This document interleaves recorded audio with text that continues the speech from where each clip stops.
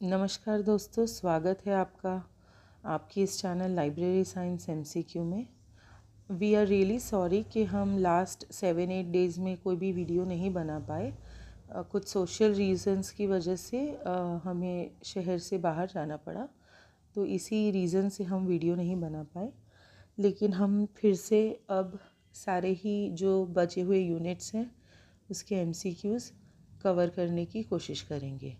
ठीक है, तो हमारा जो लास्ट वीडियो था वो था laws related to library science. ठीक है, उसमें लाइब्रेरी लेजिस्लेशन, कमिटीज़, आईपीआर सब कुछ आ गया। ठीक है, जितने भी लॉज हैं। तो आज के हम इस वीडियो में जो दूसरे बचे हुए क्वेश्चंस हैं वो कवर करेंगे। ठीक है, तो चलिए हमारे साथ आप वीडियो के एंड तक बने रहिए। कमेंट करके ज़रूर बताइए कि आपको हमारे क्वेश्चंस कैसे लगते हैं। कंटेंट में अगर आप और कुछ चाहते हैं तो भी आप हमें कमेंट करके बता सकते हैं। और भले ही ये लाइव क्लास नहीं है, रिकॉर्डेड वीडियोस हैं, लेकिन फिर भी आप जब भी ये एमसीक्यू सॉल्व कर रहे हैं तो आपको उसका आंसर देना है, सोचना है। ठीक है, और उस एमसीक्यू को याद करना है, क्योंकि हम एक्सप्लेनेशन के थ्रू से याद भी करा देते हैं। ठीक है, तो चलिए देखते हैं आज का पहला क्वेश्चन। तो हमारा सवाल है, विच committee is most notably associated with recommending library legislation for India at the national level? कौन सी समिति राष्ट्रीय स्तर पर भारत के लिए पुस्तकालय विधान की सिफारिश करने से सबसे अधिक जुड़ी है? ठीक है, हमारे ऑप्शंस हैं A the National Knowledge Commission NKC, the Radhakrishnan commission, C the Sinha committee on library legislation, या फिर डी द मुदालियर कमीशन। ठीक है, राष्ट्रीय ज्ञान आयोग, राधाकृष्णन आयोग, पुस्तकालय विधान पर सिन्हा समिति, या फिर मुदालियर आयोग। क्या होगा हमारा सही जवाब? आप मुझे कमेंट करके अपना आंसर बताइए। हमारे ये वाले सवाल का सही जवाब क्या है?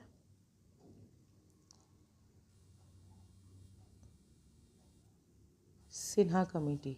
सिन्हा कमेटी जो कि लाइब्रेरी लेजिस्लेशन के लिए सबसे अहम पहली कमेटी थी।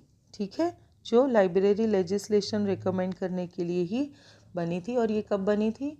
ये बनी थी 1957 में, 57-59।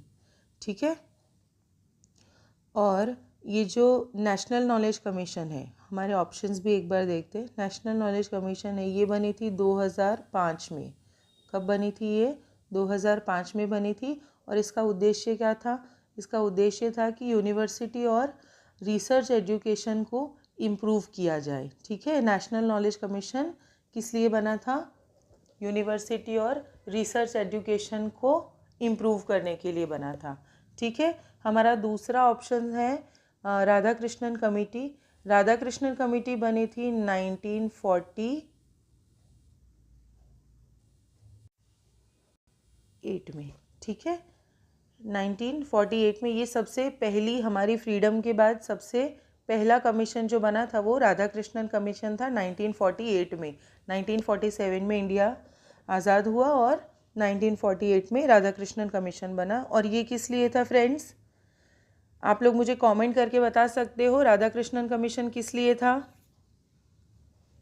राधाकृष्णन कमीशन था यूनिवर्सिटी एजुकेशन के लिए। ठीक है, सिन्हा कमेटी लाइब्रेरी लेजिस्लेशन के लिए था। और हमारा जो लास्ट ऑप्शन है मुदालियर कमीशन, ये आया था 1952 में। ठीक है, मुदालियर कमीशन कब आया था? 1952 में। और ये किस लिए था? ये सेकेंडरी एजुकेशन के लिए था। सेकेंडरी एजुकेशन यानी स्कूल लाइब्रेरीज़ को इम्प्रूव करने के लिए बना था। ठीक है, तो ये सारे ही ऑप्शंस में आपके नहीं तो 3 से 4 क्वेश्चंस आराम से कवर हो जाते हैं जो रिपीटेटिवली एग्ज़ाम्स में पूछे गए हैं। तो ये सवाल आप ध्यान से कर लीजिए। ठीक है, चलिए अब हम नेक्स्ट क्वेश्चन देखते हैं। ये इसी प्रश्न के नोट्स हैं, आप इसको ध्यान से पढ़ के इसके नोट्स बना सकते हैं। ठीक है, चलिए इसमें जो एक इम्पॉर्टेंट फैक्ट है जो मैं हाईलाइट कर देती हूँ वो है कि ये जो कमेटी बनी थी, सिन्हा कमेटी, ठीक है, 1957-59 में, वो उसके चेयरमैन कौन थे? एस.एन. सिन्हा, ठीक है, एस.एन. सिन्हा उनके चेयरमैन थे कमेटी के, ठीक है। चलिए बाकी आप पढ़ के नोट्स बना लीजिएगा, ठीक है। ये ऑप्शन से रिलेटेड एक्सप्लेनेशन है। चलिए हमारा अगला सवाल है, the Maharashtra public libraries act 1967 is characterized by which key feature in terms of financial provision? Maharashtra सार्वजनिक पुस्तकालय अधिनियम 1967 वित्तीय प्रावधान के मामले में किस प्रमुख विशेषता से चिन्हित है? हमारे ऑप्शंस हैं, A, sole reliance on state government grants for library funding, पुस्तकालय वित्त पोषण के लिए राज्य सरकार के अनुदानों पर एकमात्र निर्भरता।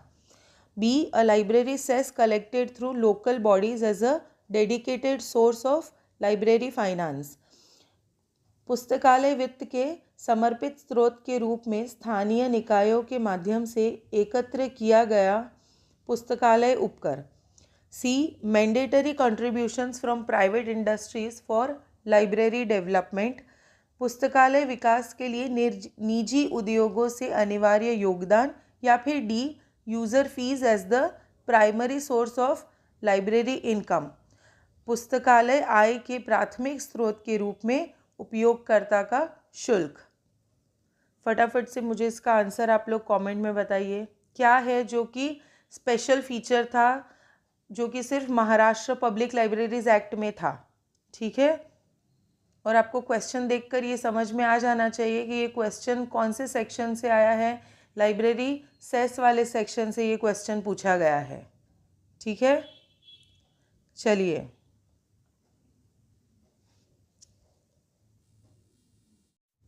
इसका सही जवाब है a library cess collected through local bodies as a dedicated source of library finance, ठीक है। पुस्तकालय वित्त के समर्पित स्रोत के रूप में स्थानीय निकायों के माध्यम से एकत्र किया गया पुस्तकालय उपकर, ठीक है। महाराष्ट्र पब्लिक लाइब्रेरी एक्ट जो है वो हमारे सिलेबस में भी एकदम अलग से मेंशन किया गया है, बाकी पब्लिक लाइब्रेरी एक्ट्स के अलग उसको रखा गया है, अगर आप सिलेबस में भी देखोगे तो ऐसा क्यों है? इसमें दो विशेष कारण हैं। सबसे पहला तो ये कि कोल्हापुर पब्लिक लाइब्रेरी एक्ट जो आया था, ठीक है, वो महाराष्ट्र का था। कोल्हापुर पब्लिक लाइब्रेरी एक्ट ये आज़ादी से पहले ही एक्ट बन गया था 1945 में, ठीक है। तो ये सबसे पहला जो एक्ट था आज़ादी से पहले का, ये भी महाराष्ट्र से था, कोल्हापुर पब्लिक लाइब्रेरी एक्ट। एक तो ये इसका विशेष कारण है कि इसको अलग से रखा जाता है, और जो दूसरा रीज़न है वो ये है कि महाराष्ट्र पब्लिक लाइब्रेरी एक्ट है उसमें जो सेस का प्रावधान है वो सेस का प्रावधान स्टेट के पास ना होके वो लोकल बॉडीज़ को दिया गया है, ठीक है। लोकल बॉडीज़ यानी कि जो म्यूनिसिपैलिटीज़ होती है, कॉरपोरेशंस होते हैं, राइट। जैसे कि अगर हम उसे हिंदी में कहें तो महानगर पालिका, ठीक है। ये जो लाइब्रेरी सेस का प्रावधान है वो लोकल बॉडीज़ के पास रखा गया है, ठीक है। महानगर पालिका लेवल पर भी है, नगर पालिका लेवल पर भी है, ठीक है। तो जैसे कि सिटी है, विलेज है, वैसे उस तरह से, ठीक है। चलिए ठीक है friends. The act empowers local bodies like municipalities and corporations to levy a library cess, a small tax on property tax or other local taxes, ठीक है। It promotes local ownership and financial sustainability of public libraries, ठीक है। जैसे नगर पालिकाओं और निगमों को संपत्ति कर या अन्य स्थानीय करों पर पुस्तकालय उपकर एक छोटा कर लगाने का अधिकार देता है। देखिए ये प्रोविज़न जैसे कि महाराष्ट्र पब्लिक लाइब्रेरी एक्ट से पहले वाले जो स्टेट्स हैं, ठीक है, उनमें ये लाइब्रेरी सेस का प्रोविज़न है। जो 3-4 स्टेट्स हैं उनमें लाइब्रेरी 4 में 3 में, चौथा तो महाराष्ट्र पब्लिक लाइब्रेरी एक्ट ही है, तो 3 में लाइब्रेरी सेस का प्रोविज़न है। इस महाराष्ट्र पब्लिक लाइब्रेरी में भी है, लेकिन इसमें विशेष क्या है कि ये लोकल बॉडीज़ के पास रखा गया है, ठीक है। लोकल बॉडीज़ ही लाइब्रेरी सेस इम्प्लाई भी करती है और कलेक्ट भी करती है, ठीक है। तो इसीलिए आप ये कोल्हापुर पब्लिक लाइब्रेरी एक्ट और ये लाइब्रेरी सेस का प्रोविज़न, इसी की वजह से महाराष्ट्र पब्लिक लाइब्रेरी एक्ट विशेष बन जाता है, ठीक है। तो आप ये याद रखिएगा। चलिए अगला सवाल देखते हैं। अभी हमारे जो क्वेश्चंस है फ्रेंड्स, आगे का जो वीडियो था उसमें रीजनिंग वाले क्वेश्चंस थे, जो बड़े क्वेश्चंस होते हैं जिसमें आपको लॉजिक लगाना पड़ता है।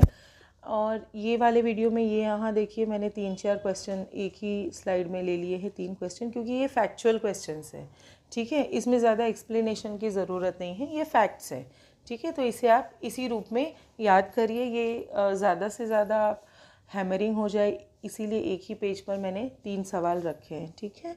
चलिए तो हमारा पहला सवाल लेते हैं। Which organisation plays a significant role in international copyright matters?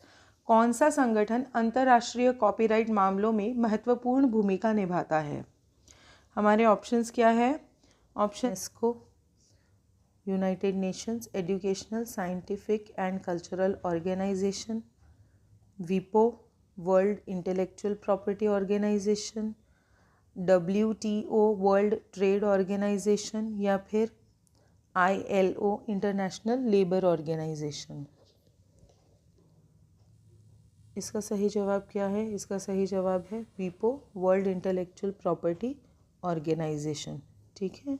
ये यूनाइटेड नेशंस की एजेंसी है जो कि 1967 में बनी थी, ठीक है। और ये क्या काम करती हैं? ये world wide intellectual property rights को प्रोटेक्ट करती है, ठीक है। और इसका हेडक्वार्टर कहाँ पर है?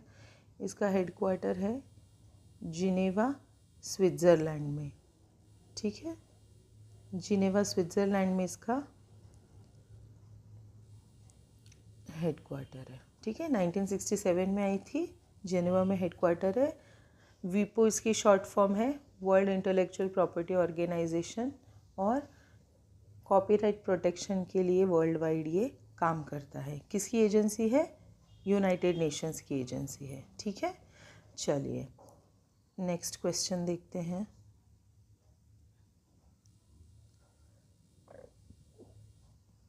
Burn convention. The burn convention focuses on A. International patent law, B. International copyright protection, C. International trademark law, या फिर D. इंटरनेशनल ट्रेड अग्रीमेंट्स, ठीक है। बर्न कन्वेंशन का फोकस क्या था?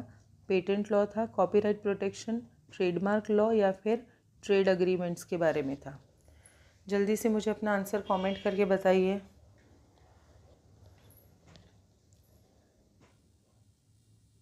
इसका सही जवाब क्या है? इसका सही जवाब है कॉपीराइट प्रोटेक्शन, ठीक है। B is the right answer. जिसने भी B आंसर दिया है उन सभी का आंसर राइट है। जो बर्न कन्वेंशन है वो बहुत ही पुराना है फ्रेंड्स, ये 1886 में ही आ गया था, ये 1886 में हुआ था। और ये ऑथर्स और उनका जो क्रिएशंस था उसके प्रोटेक्शन के लिए आया था, ठीक है, हुआ था मतलब, ठीक है। तो इंटरनेशनल कॉपीराइट प्रोटेक्शन इसका राइट आंसर है, ठीक है। लिटरेरी और आर्टिस्टिक क्रिएशंस को प्रोटेक्ट करने के लिए ये बर्न कन्वेंशन में डिस्कशन हुआ था, ठीक है। अब हमारा नेक्स्ट क्वेश्चन देखते हैं। नेक्स्ट क्वेश्चन है व्हाट डज प्लेजरिज्म इन्वॉल्व? साहित्यिक चोरी में क्या शामिल है? हमारे ऑप्शंस हैं properly citing sources, स्रोतों को ठीक से उद्धृत करना। B presenting someone else's work as your own, किसी और के काम को अपना बताना। C collaborating on a research project, एक शोध परियोजना पर सहयोग करना। या फिर D quoting from a published source, प्रकाशित स्रोत से उद्धृत करना। क्या होगा इसका राइट आंसर? इसका राइट आंसर है presenting someone else's work as your own, किसी और के काम को अपना बताना। जैसे किसी ने कोई आर्टिकल लिख दिया और आपने वही आर्टिकल लेकर उसमें अपना नाम लगा दिया, तो वो क्या हो गया, आपने चोरी की है। ठीक है, साहित्यिक चोरी होती है वो, तो वो प्लेजरिज्म में इन्वॉल्व होता है। ठीक है, इस चोरी को इस टेक्निकल टर्म में प्लेजरिज्म कहा जाता है। ठीक है, चलिए। Who was the first person to draft the Model Public Libraries Act in India? Bharat में मॉडल पब्लिक लाइब्रेरी अधिनियम का प्रारूप तैयार करने वाले पहले व्यक्ति कौन थे? S R. Ranganathan, B S. Kesavan, K P. Sinha या फिर ए.पी. सेन? चलिए, काफ़ी आसान सवाल है, फटाफट से इसका जवाब मुझे ऑप्शन में दीजिए आप कमेंट में।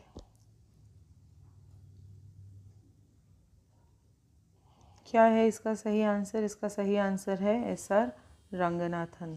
ठीक है, जिन्होंने 1930 में मॉडल पब्लिक लाइब्रेरीज एक्ट को ड्राफ्ट किया था।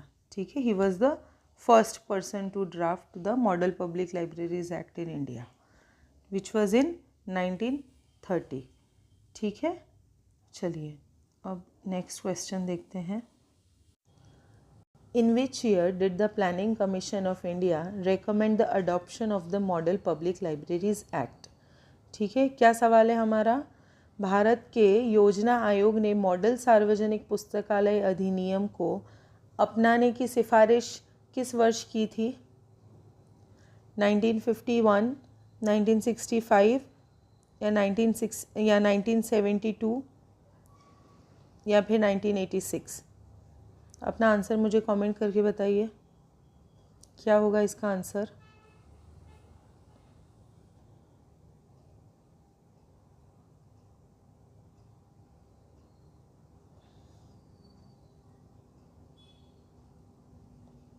(1965) B is the right answer. जिसका भी बी आंसर है उसका राइट आंसर है। 1965 में ही प्लानिंग कमीशन ने रिकमेंड किया था, सिफारिश की थी मॉडल पब्लिक लाइब्रेरीज एक्ट को, पब्लिक लाइब्रेरीज एक्ट को अपनाने की। ठीक है, 1965 में। ठीक है,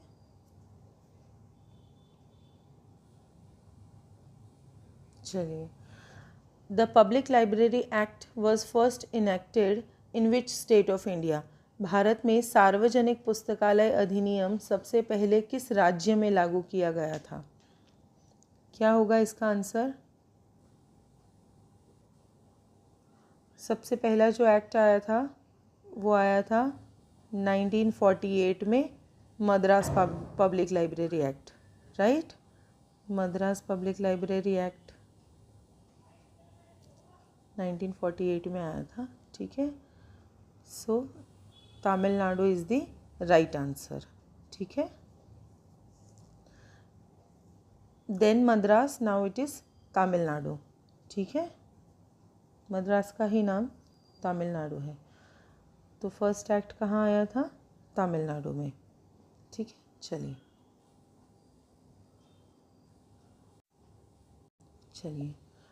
Tamil Nadu, formerly Madras, was the first state in India to enact a Public Library Act in 1948. ठीक है, it was based on S.R. Ranganathan's Model Library Act. ठीक है, Model Library Act.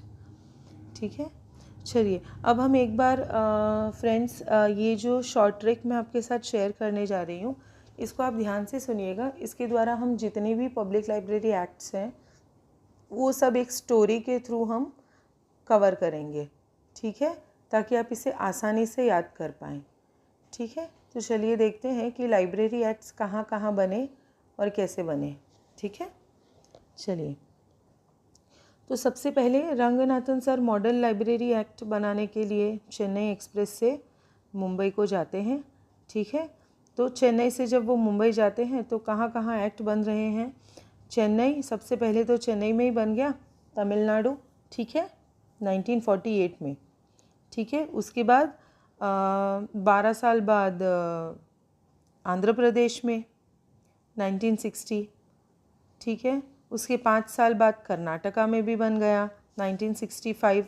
ठीक है, 1948 में बना, 1960 में बना और 1965 में कर्नाटका में बना। ठीक है, और उसके बाद चौथा 2 साल में ही 1967 में महाराष्ट्र में बना। ठीक है, 1948 में मद्रास में बना। उसके बाद सीधा 12 साल बाद 1960।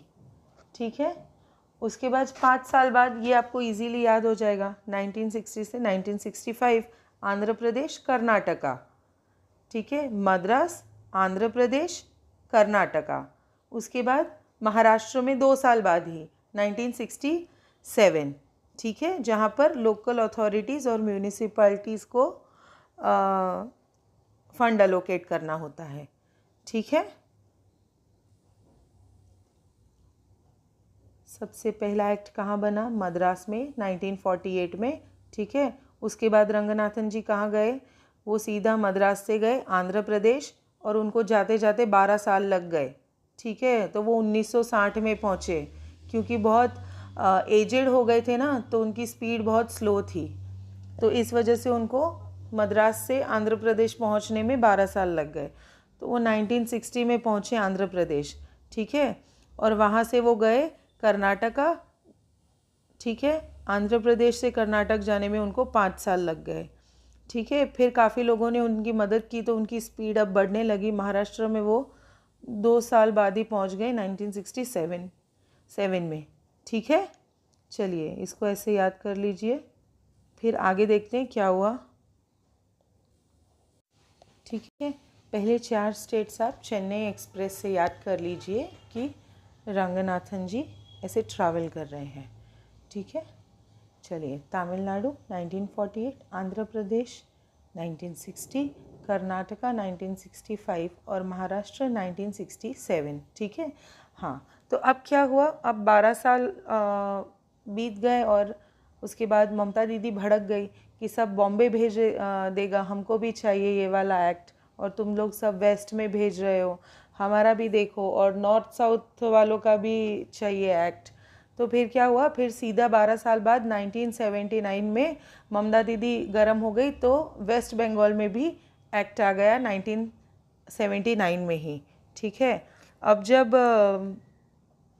यहाँ वेस्ट बंगाल में एक्ट आ गया तो उसके बाद मणिपुर में भी काफ़ी हंगामा होने लगा, काफ़ी सिचुएशन ख़राब हो गई। तो वहाँ पर भी 1988 में इन्फिनिट सिंबल से आप इसे याद रख सकते हैं कि 1988 में ये जो एक्ट था वो 1988 में आया था मणिपुर में। ठीक है, मणिपुर इन्फिनिटी। ठीक है, ठीक है।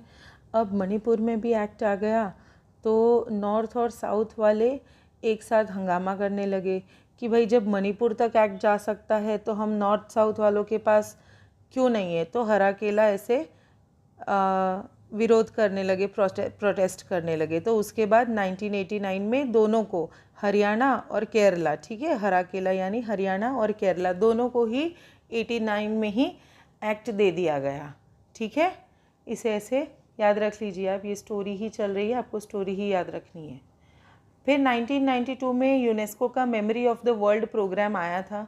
ठीक है, अभी काफ़ी वेस्ट बंगाल से शुरू हुआ था, मणिपुर, हरियाणा, केरला, सब जगह माहौल काफ़ी गर्म हो गया था कि हमको अभी तक एक्ट नहीं दिया था, और उनको धीरे धीरे करके एक्ट दिया गया। तो उसके बाद सारे ही स्टेट्स को समझाने के लिए गए। सबसे पहले वेस्ट बंगाल और मणिपुर को समझाने के लिए गए, तो ये मिज़ोरम समझाने के लिए गए। तो दोनों ही स्टेट्स ने बोला कि हमारे पास एक कॉमन होना चाहिए, जैसे कि हमें एक और स्टेट दे दो। जैसे कि वेस्ट बंगाल और मणिपुर है तो उनको मिज़ोरम पास पड़ता है, तो उन्होंने बोला कि हमें मिज़ोरम में दे दो एक और एक्ट। और दूसरा जो हरियाणा और केरला था वो बोले कि हमारे तो बीच में काफ़ी स्टेट्स है तो हम पार्टी प्लेस चूज़ करते, तो हम लोग गोवा में, ठीक है। तो 1993 में ये शांति समझौता हुआ इनके बीच में, तो इसमें मिज़ोरम और गोवा को भी लाइब्रेरी एक्ट दे दिया गया 1993 में, ठीक है। अब शांति होने के बाद 2000 का साल आ गया, तो अब बारी थी वेस्ट और ईस्ट वालों की। तो आप ये याद कर लीजिए, गौरव, मैं खुद राजस्थान से हूँ, तो ये छोटा सा मैंने शॉर्ट ट्रिक बनाया है। आपको ये अगर लैंग्वेज नहीं समझ आती है तो भी आप इसे ऐसे याद कर लीजिए, ठीक है, क्योंकि अलग अलग डायलेक्ट्स में भी ये वर्ड्स काफ़ी कॉमन हैं भारत के, ठीक है। तो ईस्ट वेस्ट वालों की ये बात हुई कि गौरव रु BCA तेल लेवाग्यू, ठीक है, गौरव रु BCA तेल लेवाग्यू साल 2000 के बाद, शांति स्थापना होने के बाद, ठीक है। तो अब इसमें क्या हुआ, गौ यानी कि गुजरात और उड़ीसा को साथ साथ ये लाइब्रेरी एक्ट दे दिया गया 2001 में, ठीक है। 2001 में गुजरात और उड़ीसा, आपको गौ से याद रखना है, ठीक है। इसमें जो यू है यानी कि थर्ड स्टेट है वो है उत्तराखंड, ऊपर से नीचे आ रहे हैं, ठीक है, मैप में। तो उत्तराखंड को भी दिया गया 2005 में, ठीक है। उसके बाद दो बहुत बड़े स्टेट्स जो साथ में आए, ठीक है, वो थे रू यानी कि उत्तराखंड और राजस्थान, ठीक है। तो ये जो रू है ये राजस्थान में काफ़ी यूज़ होता है, तो आप इसे ऐसे भी याद रख सकते हैं कि रू राजस्थान और ऊ उत्तर प्रदेश, ठीक है। दोनों ही 2006 में आए थे साथ में, ठीक है। उसके बाद BCA, ठीक है, तो BCA में BC साथ में आता है, ठीक है, बिहार और छत्तीसगढ़ 2008 में, ठीक है, बिहार और छत्तीसगढ़ 2008 में। और उसके बाद A अरुणाचल प्रदेश 2009 में, ठीक है। एक जो यूनियन टेरिटरी वाला लाइब्रेरी एक्ट है वो 2007 में लक्षद्वीप के पास है, ठीक है। चलिए, तो आप इसे एक बार देख लीजिए अच्छे से, स्टोरी रिपीट करते रहिए, आपको ज़रूर याद हो जाएगा। और ये एक दो स्लाइड में ही हमने सारे ही लाइब्रेरी एक्ट्स ऐसे कवर किए हैं कि अगर आपको ये स्टोरी याद हो गई तो आपको शायद सारे स्टेट्स के अगर साल नहीं भी याद है तो आपको जो याद है उससे आप एलिमिनेट करके भी आपका आंसर ले आएंगे, ठीक है ना। तो ये आप याद कर लीजिए और ध्यान से स्टोरी को खास याद कर लीजिए आप, ठीक है। यहाँ पर मैप में भी हमने दिया हुआ है, अगर आप यहाँ पर भी समझना चाहते हैं तो देख सकते हैं, ठीक है। यहाँ पर हमने जो कलर रखे हैं वो भी शॉर्ट फॉर्म के हिसाब से ही रखे हैं, जो हमने शॉर्ट ट्रिक शेयर की है उसके हिसाब से ही हमने ये कलर्स भी रखे हैं यहाँ पर, ठीक है। तो आप उसे याद कर लीजिएगा, ठीक है। चलिए, अगर आपने ये स्टोरी ठीक से याद कर ली है तो आपके 2 मार्क्स तो पक्के ही हैं, क्योंकि 2 सवाल तो आते ही आते हैं इससे, ठीक है। तो उसको इस सीरियसनेस के साथ करिएगा आप, ठीक है। चलिए, हमारा अगला सवाल लेते हैं। What is the purpose of meta data in library catalogues. Library catalogue में मेटा डेटा का उद्देश्य क्या है। हमारे ऑप्शंस हैं, A to provide information about the resource itself, संसाधन के बारे में जानकारी प्रदान करना। B to store the full text of a book, किसी पुस्तक का पूरा पाठ संग्रहित करना। C to track circulation statistics, परिसंचरण आंकड़ों को ट्रैक करना। या फिर D to protect copyrighted material, copyright सामग्री की रक्षा करना। क्या होगा हमारा सही जवाब, मुझे कमेंट करके बताइए। मेटा डेटा का पर्पस क्या है। मेटा डेटा जो लाइब्रेरी कैटलॉग में यूज़ होता है, ठीक है, उसका क्या उद्देश्य है। उसका उद्देश्य है to provide information about the resource itself, ठीक है। मेटा डेटा क्या करता है, रिसोर्स के बारे में इंफॉर्मेशन देता है, जैसे कि लाइब्रेरी कैटलॉग, ठीक है, जो कि रिसोर्स के बारे में आपको इंफॉर्मेशन देता है, ठीक है। चलिए अगला क्वेश्चन देखते हैं। A national bibliography is a record of, एक राष्ट्रीय ग्रंथ सूची किसका रिकॉर्ड है? All published books in a country, किसी देश में प्रकाशित सभी पुस्तकें। The holdings of the national library, राष्ट्रीय पुस्तकालय की धारिता। सी रेयर एंड वैल्यूएबल बुक्स, दुर्लभ और मूल्यवान पुस्तकें। या फिर डी ई बुक्स ओनली, केवल ई पुस्तकें। क्या होगा इसका सही आंसर, फटाफट से बताइए।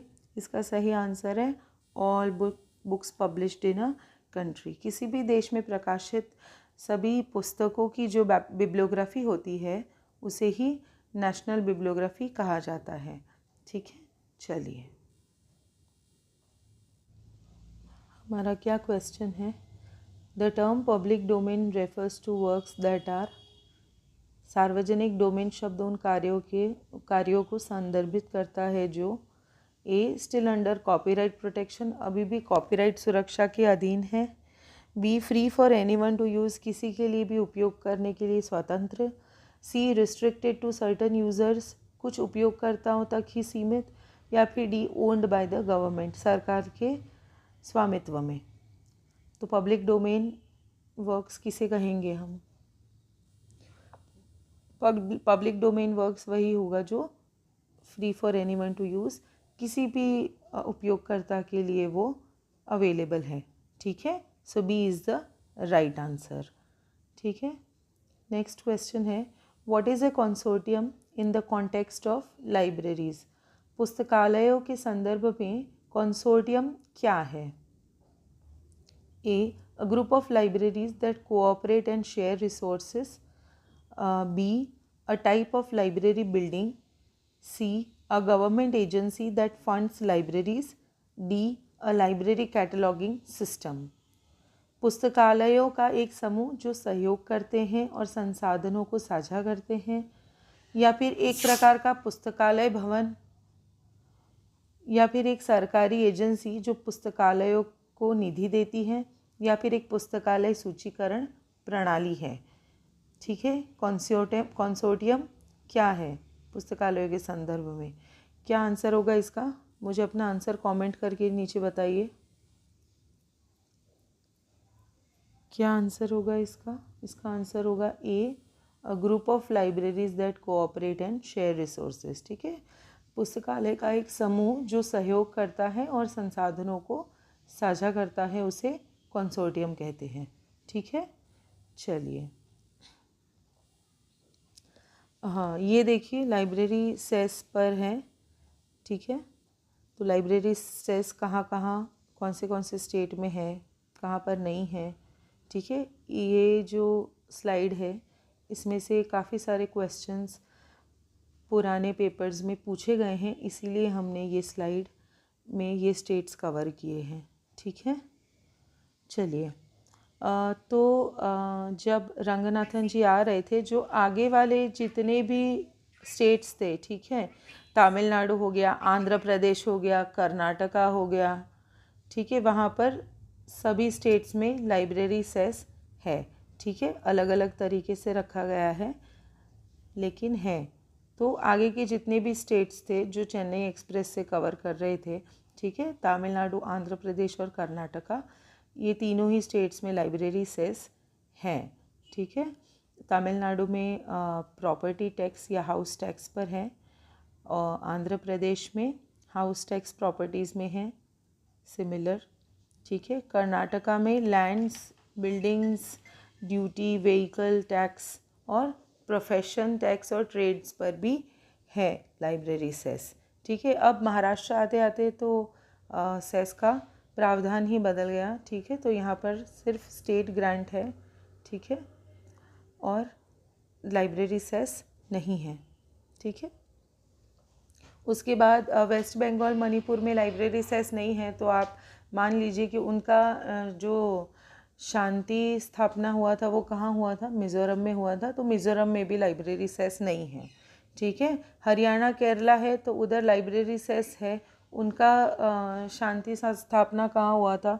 गोवा में हुआ था, तो गोवा में भी लाइब्रेरी सेस है, ठीक है। और गोवा में आई थिंक लिकर पर लाइब्रेरी सेस है, ठीक है। चलिए, तो ये आप याद कर लीजिए, ठीक है। काफ़ी आसान भाषा में मैंने आपको समझा दिया है, याद करा दिया है। अगर आप इसे 2-3 बार भी सुनेंगे, लिखेंगे, तो भी आपको ये आराम से याद हो जाएगा। और इसमें से जो भी सवाल बनेंगे उसमें आपके मार्क्स नहीं कटने वाले हैं, वो मार्क्स आपके पक्के हैं, ठीक है। तो ऑल द बेस्ट आपकी प्रिपरेशंस के लिए। और अगर आप हमारी चैनल को लाइक कर रहे हैं तो प्लीज़ इसे शेयर करिए और सब्सक्राइब करिए, ताकि हमें और कंटेंट बनाने के लिए एनकरेजमेंट मिले, ठीक है। चलिए, all the best for all your exams. Good day.